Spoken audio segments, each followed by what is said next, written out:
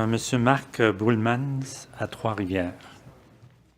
Oui, bonsoir, Monsieur le Président.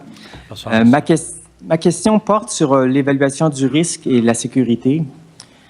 Selon les documents déposés par le promoteur, il semble que le futur oléoduc va longer le gazoduc TQM sur une distance de 350 km environ. Or, on a constaté lors de l'explosion du gazoduc de TransCanada à Otterburn, au Manitoba, mais également à Appomattox en Virginie et à Saint-Bruno en Californie en 2008 et 2010, tous ces accidents avec un gazoduc de 30 pouces de diamètre, eh bien, on a remarqué que les distances d'impact, par exemple des maisons qui sont brûlées, c'était de l'ordre de 200 mètres et que le cratère formé par l'explosion, c'était de l'ordre de 25 mètres de diamètre. Ma question, c'est compte tenu qu'il n'existe pas de distance minimale entre l'oléoduc et le gazoduc, selon ce qu'on a appris la semaine dernière, sur quelle distance en kilomètres l'oléoduc Énergie Est se trouvera à moins de 30 mètres du gazoduc TQM? 30 mètres de distance. Monsieur Bergeron.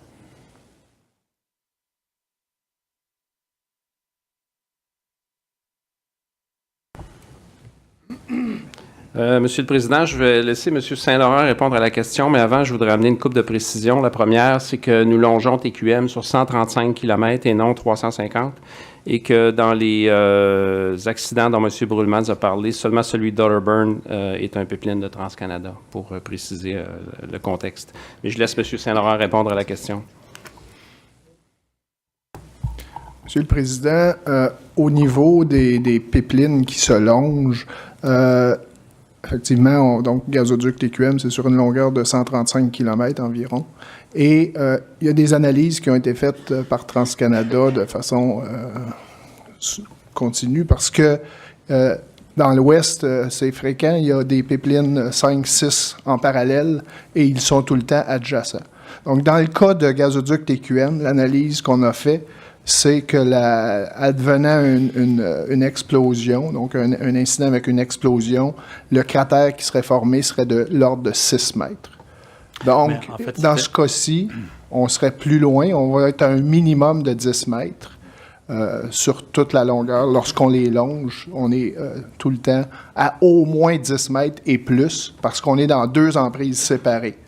Donc, on va avoir une distance supérieure à la distance sécuritaire. La question qui a été posée, c'est